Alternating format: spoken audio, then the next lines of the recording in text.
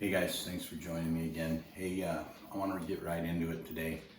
I want to talk about preparing yourself for what God's doing in your life. You know, we're not always on board with what God's doing, and I just wanted to kind of share with you the story.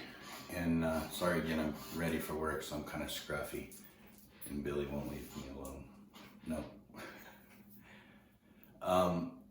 But I want to hit on the fact that a lot of times when God's calling you to do something, you're not willing to go. You know, the doors are opening, but you don't see it clearly. And things start happening that really start directing you down that path, but you still can shut the door on them. So you can look at something and go, man, that's God, woohoo. Or you can look at something and you can think, man, you know what, that's not it. And in my book, when I was called to Kauai, it was very obvious I was supposed to be there. A lot of things came in, God just orchestrated one thing after another to confirm that I was supposed to be there, and I still didn't want to go. And the reason for that was because it required me to leave my family, my in-laws, the people that we were close to, my brother and my nephews, and it required me to leave and basically go to a place where I didn't know anybody. And that was not something that was really on my list to do. You know, I never wanted to live in the islands. I lived there for a little bit when I was a kid, and I got in a fight every day. And that was fine. I was a scrappy kid, but I didn't want to raise my kids in a place where they were going to be looked at, you know, is a minority. You know, we lived in San Clemente where, you know, it's the minority is, you know, you don't surf. You know, the majority is you surf, you fit in. Doesn't matter what you are out there. But one of the things that really challenged me when God started calling me to the islands was, you know, how many, my wife and I started praying about it. We started looking into it. God just started, like I said, orchestrating things from the past and bringing people back into my life. But the doors opened so much. And you guys, I was having dream after dream after dream after dream of things. And I had this one dream of a white-haired Hawaiian or a gray-haired Hawaiian guy, super dark. And he was standing on this piece of land across from the beach, and he was on a pulpit in like a stage, and there was just all dark-skinned Hawaiians sitting in the grass on blankets and, you know, little mats and stuff, and they were listening to this guy. And there was a red schoolhouse looking building and another little building that I had no idea what it was, but it was just beautiful piece of land. It looked like, you know, what you would picture Hawaii looking like a little Hawaiian village. And I would get to the islands, and the first week I was there, I told you in one of the other videos, I ran into a guy in San Clemente, and then later that said he was from Hawaii, and later on I would run into the guy that was with him in Kauai. We would talk, and here I am, first week in Hawaii. The guy that hired me blew me out, wouldn't pay me what he said, so now I'm stressing on what I'm going to do for work because I'm not licensed in their state yet. Was working on it, but you know, you got to go through the process. So I'm sitting there and I'm trying to think to myself, God, why did you bring me here? Why did you trick me into coming and thinking my life was going to be so great? Everything was perfectly set up for me. And the second I stepped foot in the islands, all hell broke loose. And on top of that, there was a hurricane coming, you know, and our furniture didn't show up for a couple of weeks. We were sleeping on the floors in the house. Escrow wasn't closing. I mean, everything was going weird. And then this guy's not, on top of all that, the guy's not working me. So, you know, I'm stressing, and God's providing for us and everything. But so I'm driving around the island. I just I'm just gonna go surf somewhere. So I grab my board and I go, and I'm driving up this hill, and I'm looking over at Kalia Beach on the east side, and I'm driving and I'm looking over at Kalia, and it's just a beautiful place. The waves were beautiful, and I was just kind of awestruck, and I was looking over, and just out of the corner of my eye, I saw a red building as I was going up this hill, and I looked over, and when I looked over, there was the red schoolhouse in my dream. It was the property in my dream. The fencing, there was no people there, but the fencing, the house, the building, it was an old post office with a market in it, just a little tiny store, food store, Kalia Country Store. And I would go in there and meet the first people that I met in Kauai. And what happened was I drove up to the top of the hill and I turned around. I'm like, no, man, I gotta go see what this place is. I had a dream of this place before I ever knew what Kauai was. So I turned around and I came back, and I get there and I go in the store, and there's this old guy, I wanna say his name was Lapper. And unfortunately, I think he's passed away now, but he was sitting in the corner and he was talking to the store owners. And all of a sudden it was like, I walk into this store and I'm just looking around. There's nothing in there except some surf wax and some chips and stuff. And they made food. They had a food set up in there for the kids from across the street. And I start talking to the lady, and she's like, the old guy, he says, why are you here? Why did you come in here? And I'm like, I don't know. I was driving up the street and I saw him. He goes, no, why are you here? And I'm like, I don't know. I don't know. I came in, I wanted to see what this store was. And he goes, come here and sit down with me. And this is how Hawaii is, you guys. When you really learn the culture and the people accept you, it's crazy how God, there's such a loving, kind people, and the culture is amazing. And what would happen is I would sit down with this old guy, and he goes, no, tell me why you came in here today. What do you want?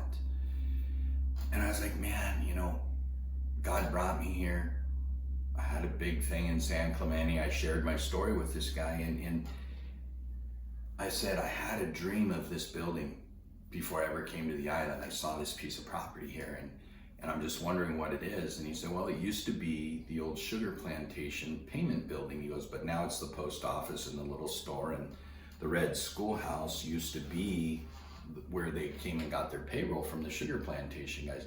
And it used to be a Hawaiian village. It actually had Hawaiians that had houses there. And the lady that owned the store at the time, her family is really well known. If you guys are watching this from Kauai, you know who I'm talking about. But this auntie would get me, she'd get me talking, and I shared this vision I had of this long-haired Hawaiian guy, and he was preaching and everything else. And we were talking, and I gave hugs. I was probably there 2 hours. And I gave him hugs, and I was getting ready to leave, and super cool people, man. Her husband was super cool. Her husband and their family would become our best friends, like some of our best friends. And we would end up going in there. My daughter worked at the store for fun. We spent Christmases together. It was an awesome situation. And they had their own kids that were part of the culture too. And it was one of those things where God just opened so many doors for us to get in there and do this. And then all of a sudden, I looked down at the counter, and there's a poster for a surf lesson. And it's got the name of the surf company, and there's a guy standing there with the surfboard in his hand, and he's a pro Hawaiian surfer, an older pro Hawaiian surfer guy. Big wave rider. And I looked down, and it's the dude that was preaching. So I'm like, whoa, who is this? And she's like, well, why? And I go, well, that's the guy I was just telling you about, the guy that was preaching. And she started laughing, and she said, well, that right there would be a miracle. And I said, why is that? And she's like, well, he's not really into God. He's actually, doesn't really like Christians and the church, and because of the culture and the things the church have done to the Hawaiians throughout history, through the church. And she's like, he's just not really into it, and he doesn't really like white people. And she's going on and telling me this, he's very Hawaiian, very traditional, but he's also been hurt that people come and go, and they don't trust people. And I don't blame him. And she's like, so you sure that's him? And I said, yeah, I gotta pray, because I know I'm supposed to meet this guy. I know I'm supposed to get to know him. And God had told me in a dream that I was supposed to get this guy's favor before I ever did any surf videos, before I ever pulled the camera out and started filming any footage at all for my ministry. I was to get clearance from this guy. And I'm like, I don't know who this guy is. I don't really put people on pedestals, but if he's important to God, then that's fine. I'll get the guy's approval. And I thought he was a pastor. And come to find out, he's a big wave rider. He's a legend. A lot of people in the islands fear him because, you know, if you mess with him, you'll get a beat down. He kind of runs, he runs and does whatever he wants at the time. And I'm like, oh, great. And she goes, well, ironically, she goes, that's my brother. And I got the chills, and I was just like, what?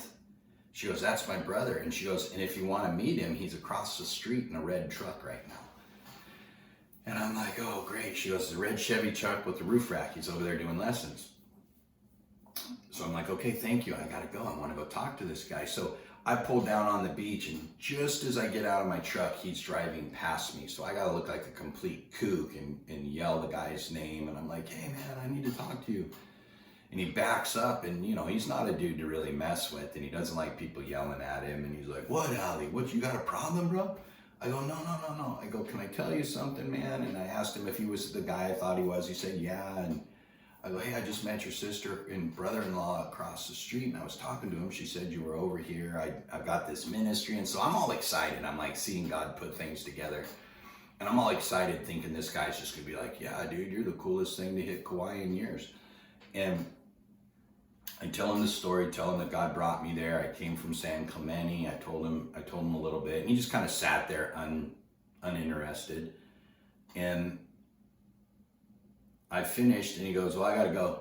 I go, well, what do you think? Like, God told me I need to get your approval to be able to do these things. Like, I need your approval before I can do this. And he goes, we'll see. He goes, the thing is, he goes, a lot of people come over here in the name of God and say that God sent them, and they're gone within a month, 2 months, a year. He goes, if you make it 3 years, then we'll talk. And I was just like, 3 years, dude? Like, that's crazy. 3 years. So what would end up happening is okay, thanks. And I shook his hand, which, you know, he didn't really want to do. And I put my hand out. He kind of looked at me funny, like, I'm not touching you, dude. And then he drove off, and he did shake my hand, though. And I said, okay, I'll wait to hear from you. And he goes, yeah, I'll check you out. And a year goes by, and I've done no footage. I've done no surf videos. I've not shown anything. I'm doing what God's called me to do. So I'm going through this, and a year later, we're sitting on the beach. There's a memorial going on, and a guy had died.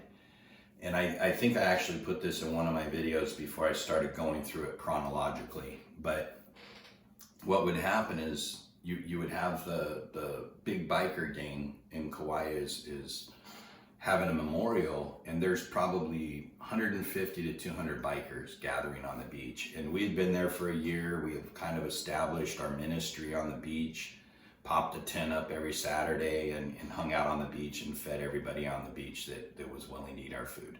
So we're doing this. We had gotten a family from the west side that had become part of the ministry, and a couple other people that we had met that through the church that were coming down to help us. And it was really cool. They're coming down to help us. We're doing our thing. And all of a sudden, these bikers start showing up. I noticed there's a big, like, 60-foot tent set up in the parking lot right in the middle of everything. And we had put our tent right in front of it, and they're setting their tent up. And I'm like, dude, this is wrong. We shouldn't be here. So I packed my stuff up, and we all moved down the beach a little bit.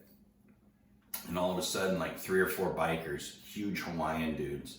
The lady from the west side that was with us was like, dude, this is bad. These guys are bad news, dude. They like beat people up all the time. And like, she knew who they were. She grew up with them. And she was like, this is going to be bad because we were white. And she was like, they're going to come down here and beat you guys silly. So I get up and I'm like, hey guys, what's up? And they're like, what are you doing? I go, well, we're doing our ministry. We just moved down here to kind of give you guys your space. And the leader of this group, he says, no, it doesn't work like that, Ali. He goes, that's your spot. He goes, you go back where you were. And I'm mind blown. The girl that was with us and her husband were just like, what the heck, dude? They're like West Side Hawaiian, like heavy blood over there. And they're just like, what the heck's going on right now? I've never seen anything like this before. And she's just sitting there speechless. And he's like, no, bro, that's your place. That's where you belong. You need to go back over there. So they picked up my tent, picked up my ice chest. We all grabbed our chairs and we walked right back where we were. They set the tent up, everything else. I'm like, hey man, thanks you guys. And we shook hands and honied and stuff, and off they go. And a honi is when you put your forehead together and you breathe each other's breath in. That is a Hawaiian handshake. That's the traditional Hawaiian, that's how you know somebody you're close to, because you'll honi with them over there. And the leader of the thing gave me a handshake and we honied, and he goes, thanks man, just don't let anybody run you off. What you're doing here is good. And I was like, wow, dude, these are stinking outlaw bikers that everybody in the world's afraid of, and here they are. God's given me favor on their beach where I don't belong necessarily, but they saw what we were doing with the kids, and they saw what we were doing with the locals, feeding the families and feeding the homeless guys that were living on the beach and everything. So that happens, and we're sitting there and we're playing music and we're kind of warming up and just praying a little bit, and all of a sudden here they come, and they've got their kapu, their priest, their Hawaiian leader, priest, holy man.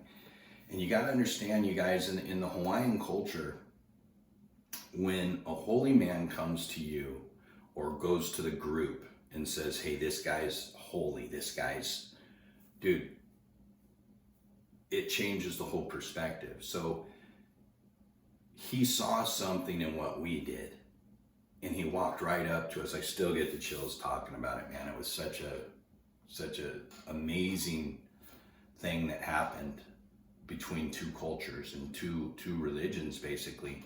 So here's the Hawaiian pastor, leader, kapu, he's the big man, and he comes down, he's got his gown on and his lei on and everything, and he comes over and he says, Brother Joe, we would be honored if you would come and pray over the ceremony.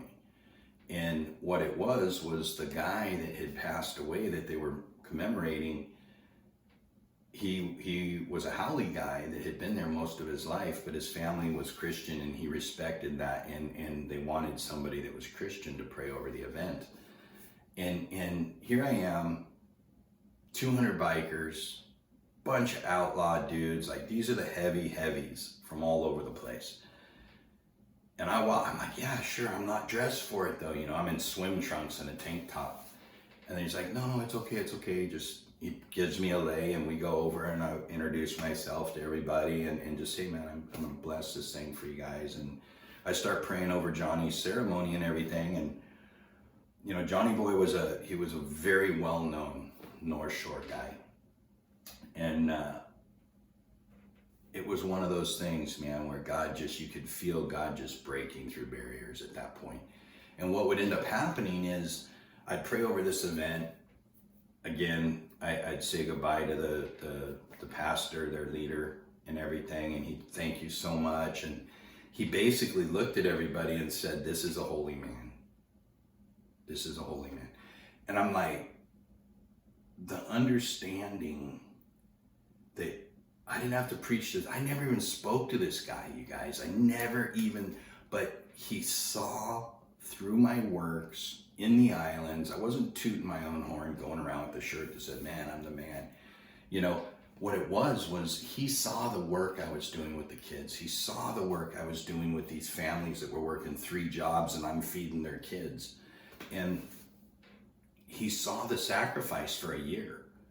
And all these dudes knew about it. And I had some friends that were in this biker gang, so I did know a couple of them, but not intimately. Like, I didn't know the gang, the group, the club, I guess. I hate to say gang, the club. But what would end up happening that day is God would give me such favor that a lot of Hawaiians will tell you a haole guy has never had, in their generation, they've never seen the favor that God gave me that day.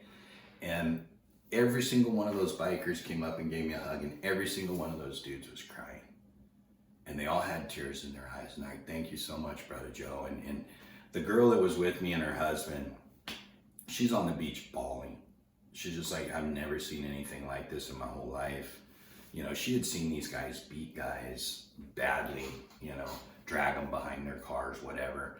But she had seen some horrible stuff growing up. And for her to see this going on just was something that set God in her heart. She said, this is definitely something I want to be part of. So she grabbed onto the ministry, and her and her husband, you know, we're friends to this day. I don't talk to them a lot, but I know that they love us and care about us, and we love and care about them. But God changes things. And so that day would start a day. That day was also the day that the guy that I went to a year before and tried to get his approval to do my videos, I was sitting on the beach just praying, just awestruck after I prayed over this thing. And here comes this red boat, like a Sea-Doo boat, and it parks outside, and the guy gets out and swims in and anchors his boat and swims in. And I'm like, okay. And I'm sitting on the beach, and he comes up and he goes, hey, Brother Joe, you remember me? And I'm like, of course I remember you, man. How you doing? He goes, hey, good. How you doing? I go, well, I'm just waiting, man. I'm doing what I said. And he goes, no. He goes, I checked you out. You're a man of your word. Everybody I talk to says you're a man of your word. He goes, you have my blessing. And you got to understand, he gave me his blessing to film in areas that were off limits, because I was not going to sell the film. I was using this film as an outreach for the kids, and to just show movies. And hey, man, here's you surfing, but those are the spots these kids surf. And my goal was hopefully to get them sponsorship with the video clips. They don't need to show where it is, but they could edit it and show what the waves and their surfing abilities to get sponsorship. So I was using that as a ministry tool. But that day, when he gave me his blessing, it opened up so many avenues. And one of my friends got really offended, one of my Hawaiian friends that I'll tell you guys about later. He got super offended. He was a heavy dude, tattooed, prison, the whole bit for 21 years. Apparently he ran the state penitentiary in Texas for the Hawaiians, or whatever they're considered. I don't know a lot about it, but he was a heavy, and I had met him, and he was ticked off at me that I wouldn't do the filming because he knew God was using me. God had used me in his life. And he knew God was using me, but he was mad that I wouldn't move forward with my ministry until I got this other guy's approval. And he's like, why are you looking for approval from a man? He's just a man. You're doing God's work. Don't let anybody stop you from doing God's work. And I was like, man, I don't know why, but God wants me to have this guy's favor. He wants me to get this guy's approval. And I wasn't willing to waver from that. As much as I wanted to, I couldn't. And there would be a day where that guy would actually, that pro surfer, big wave guy, would actually call me up and go, hey man, I want you to come out and film me riding Kings, which was like a 40-foot wave that week. And he's like, I'd like to take you out on my ski and drop you in the water and get some water footage of us surfing and stuff.